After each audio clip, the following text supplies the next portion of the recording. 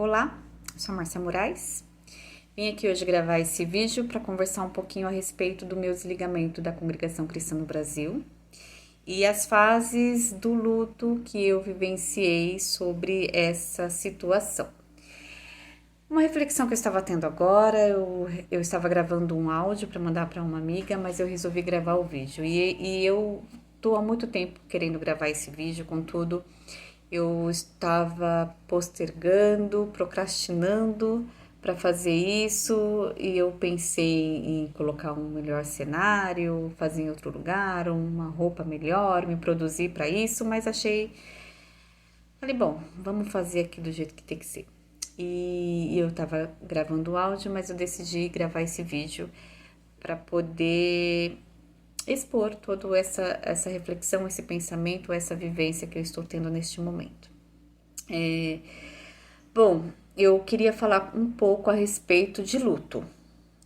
O luto que eu vivenciei e acredito que muitos estão vivenciando ou já vivenciaram, o luto que se sente após o desligamento aí da congregação, né, da instituição onde que estava. Vou falar voltado para a congregação, porque é a igreja da onde eu vim, mas também eu sei, conheço pessoas que passaram pela mesma situação sendo de outra instituição. Então, também cabe aqui, né? Mas eu vou falar sobre aonde eu estava, que era a CCB. Eu queria conversar um pouco sobre essa questão do luto, né? Porque eu sou psicóloga e dentro da psicologia a gente entende que o luto, ele tem as fases dele, né? Uns falam de 7 fases, outros de menos, mas eu quero falar de 5 fases do luto.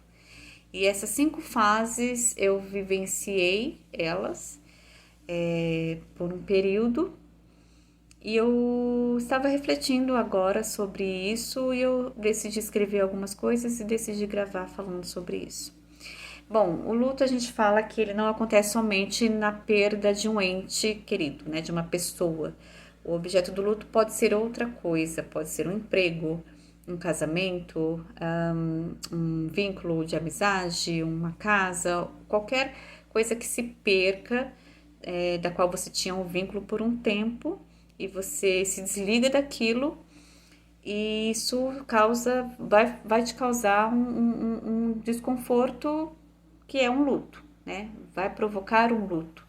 Você não vai mais ter aquilo, não vai mais fazer parte daquilo, então acaba sendo um luto da qual você vai vivenciar.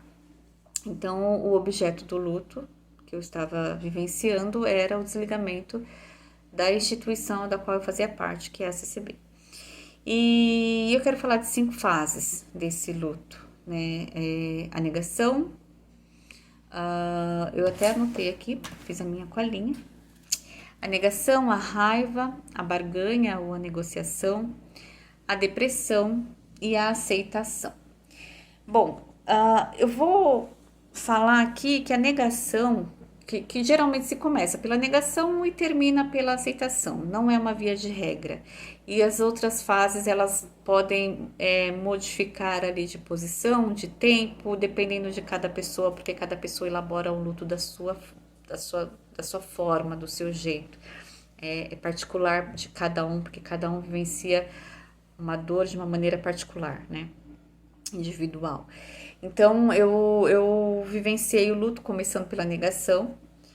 E antes, na verdade, de eu vivenciar de fato o luto, né? Ou seja, de eu ter esse desligamento da instituição, eu já estava vivenciando uma negação lá dentro, né? E eu gosto de usar o exemplo quando você tem um ente querido ali, né, internado numa fase terminal, da qual você tem entende cognitivamente que não volta mais, já está totalmente desenganado, não tem a possibilidade de volta, está ali ligada por aparelhos, vamos assim dizer, mas você se nega a aceitar aquela situação e você fica tentando ver possibilidades de acontecer um milagre, né, algo mudar, aquela situação mudar, e você fica vivendo a sua vida em função dessa possibilidade da qual você imaginou, que aquilo pode mudar, aquela situação pode mudar. Então, já começa uma negação ali. Então, eu vivenciei isso dentro da igreja. Eu comecei a ler a palavra, entendi o evangelho, comecei a ser confrontada pela palavra, ter uma compreensão de que a forma em que a cultura da igreja é conduzida, é feita, foi feita, a forma em que a igreja funciona, vamos assim dizer, não condizia com a palavra de Deus, e isso começou a me trazer muito desconforto, me confrontar.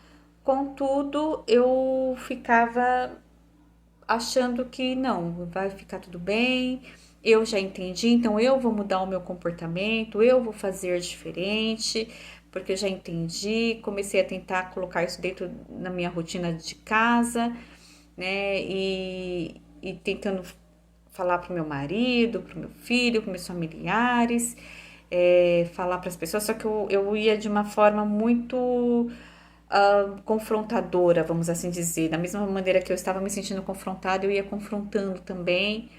E acabou não sendo legal, causando aí desconforto com um monte de gente. Mas eu vivenciei essa fase da negação ali dentro, né? Não, mas eu acho que vai mudar. Aí você via uma palavra que parecia que tinha um vestígio ali de evangelho, um restício assim de evangelho. E falar, ó, não, o irmão pregou alguma coisa ali dentro da Bíblia mesmo. Eu acho que tem alguém que dá, e eu conversei ali com alguns irmãos, um irmão do ministério, e ele até concordava comigo, então vinha aquela ilusão de que, não, eu acho que realmente pode ser que mude. E aí você vai se negando, negando, até que você vai se sentindo sendo expulsa daquele lugar, assim, de maneira que você olha e não consegue mais vivenciar aquilo, não consegue mais fazer parte daquilo. E aconteceu comigo dessa forma, até que chegou um momento que para mim não estava mais sendo saudável emocionalmente, de estar ali e ouvir muitas coisas da qual eu sabia que era errado, heresias e coisas assim absurdas, não só na palavra, mas no meio das pessoas da qual eu fazia parte, dos grupos, e até que eu falei, não, não dá mais, não consigo mais.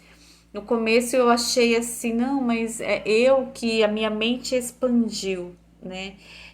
Que é uma forma de negação também, né? Você não quer ver a realidade de fato ali que a igreja está errada. Então eu pensei assim, não, minha mente expandiu, eu estou entendendo mais, é por isso que eu não consigo mais me caber aqui, mas não é que é esse o problema, né? Não é o lugar o problema sou eu, que não me cabo, não caibo mais ali naquele lugar, que também é uma forma de negação. E eu vivenciei isso, né? Eu achava que eu era o problema, né? Não conseguia mais fazer parte daquilo porque a minha mente tinha aberto, porque eu tinha entendido. E aí a gente vê que ainda é o ego falando, né? Mas me desliguei. E aí quando eu me desliguei, eu acho que pelo costume que eu tinha ainda, né? Que fica, que o costume arraigado durante, foram mais de 40 anos, quase 40 anos, vivendo aquilo. Então, quando eu me desliguei, eu ainda fiquei tendo alguns costumes, né, guardando algumas coisas, que aí de fato é a negação do luto, né? A pessoa ela não quer se desligar daquilo totalmente, né? Então, ainda guardava minhas coisas, meu véu, os meus inários e todas as minhas coisinhas, os meus recitativos, era aquele ter coisas de apego que me faça lembrar do objeto do luto. E tentando lembrar, não, mas era bom, não, mas teve momentos que foi assim, que foi assado. E aí eu ainda fiquei um tempo nessa negação, quando orar, ia orar com véu, né, fazer todos aqueles ritos e rituais, aquelas coisas místicas que a gente tinha, que as pessoas têm. E aí passou a fase da negação. Aí eu entrei, eu não fiz a fase da raiva, eu fui já para a barganha, e eu acho que eu vivenciei a fase da barganha e da depressão juntas. A fase da barganha, você fica tentando trazer coisas, né, para amenizar aquilo, para você não vivenciar aquela dor, aquele desligamento e você fica tentando negociar para diminuir aquela sensação de vazio, de abandono, né? E foi isso que eu fiz. Então, a gente fica, no caso, né, desse desligamento, né, do luto no desligamento da instituição, você fica tentando achar lugares, achar pessoas, achar coisas para fazer, para poder tapar aquela rotina que você não faz mais parte. No meu caso, foi assim. Eu ficava tentando caçar coisas para fazer, pessoas, lugares, vídeos para assistir, para poder tentar tampar aquele vazio que a mudança da minha rotina causou, porque aí eu já não ia mais na igreja no domingo naquele horário, nos ensaios eu já não ia mais para a cozinha, não tinha mais os grupos do WhatsApp, não tinha mais aquele contato com as irmãs. Então, meu marido se arrumando para ir para a igreja e eu não ia com ele. Então, muitas coisas começaram a me causar sofrimento, dor ali, porque a minha rotina havia mudado.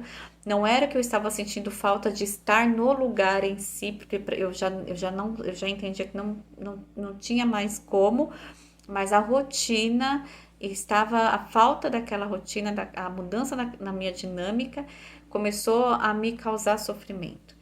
E aí eu ficava tentando negociar com coisas, tentando achar outros meios para tapar aquele desconforto, né? Eu ainda não estava numa igreja, então eu ficava ali caçando alguma coisa para tentar negociar e diminuir aquele desconforto todo. E na mesma época eu senti muita tristeza por causa desse desligamento. Mas é como falei e repito, a tristeza não era o fato de eu não estar mais lá dentro, né? Não era a saudade de estar ali e tal, não, mas era de não ter mais aquilo. E então você se perde, né? Se eu não sou aquilo, o que que eu sou? Se eu não faço parte daquilo, eu faço parte do quê?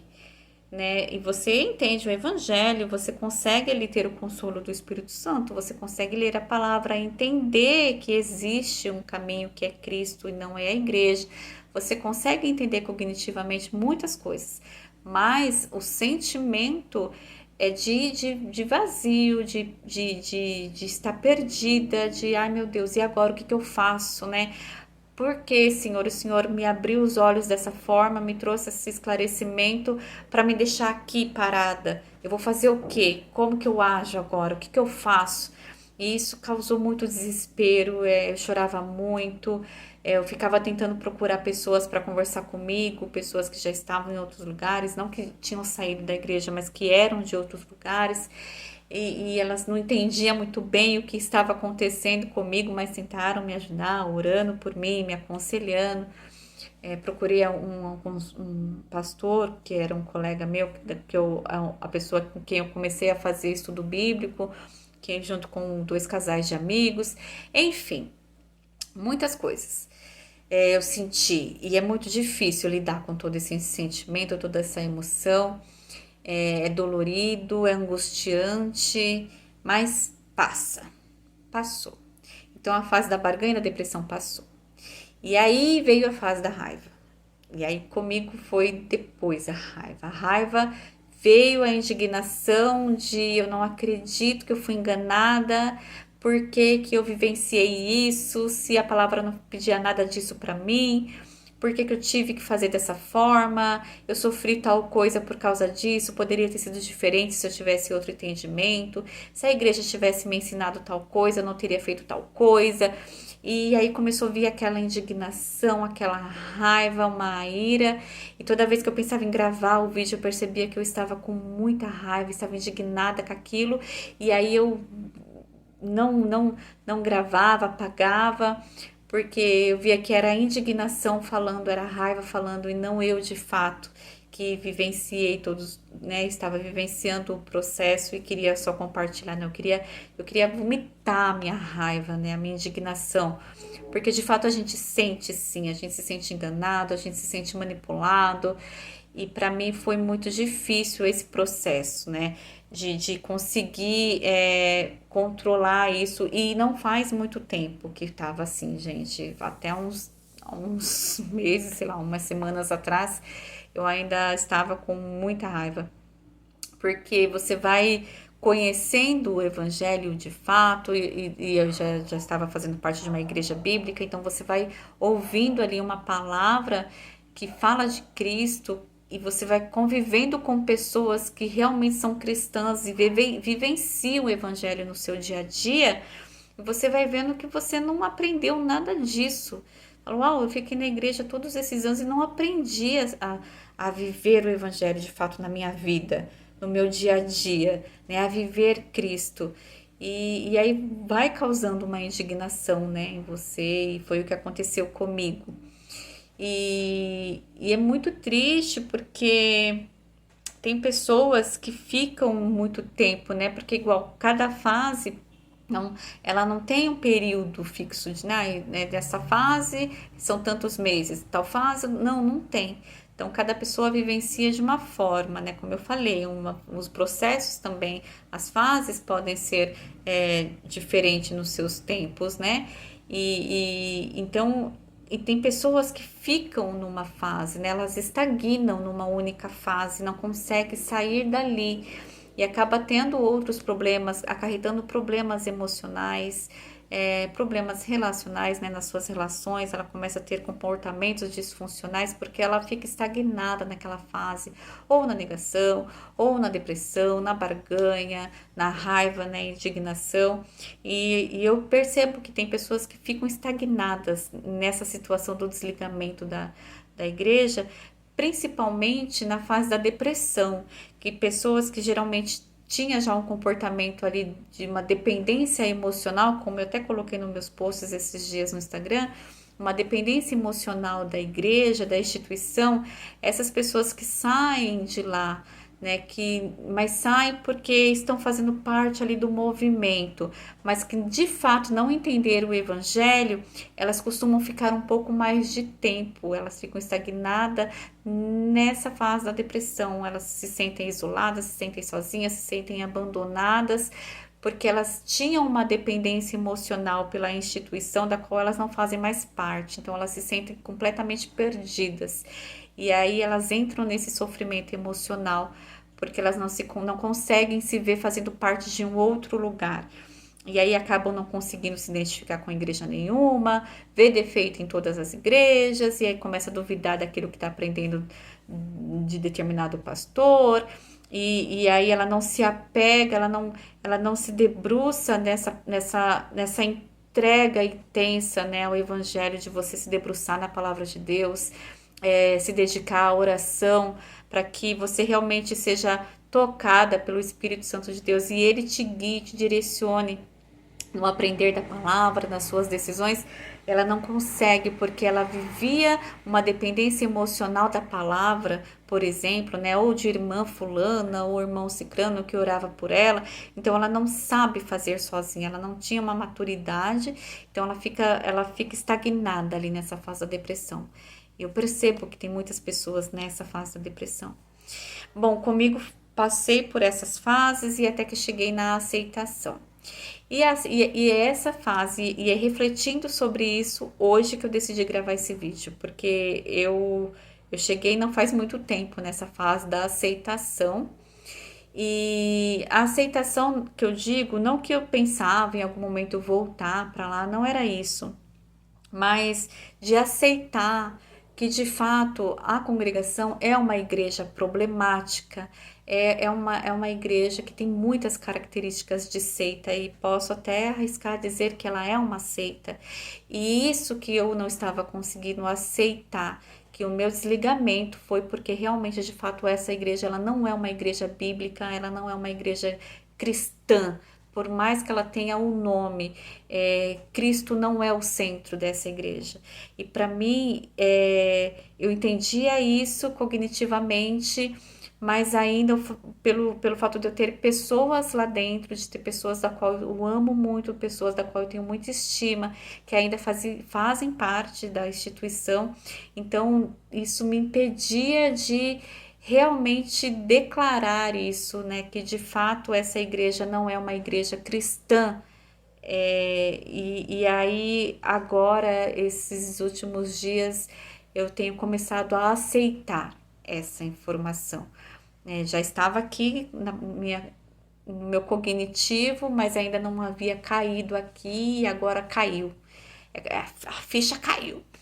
E hoje mais ainda, hoje eu lendo uma palavra é, ali em Atos dos Apóstolos, onde Paulo está contando ali como que foi a conversão dele, e uma frase em si me chamou a atenção, que ele fala que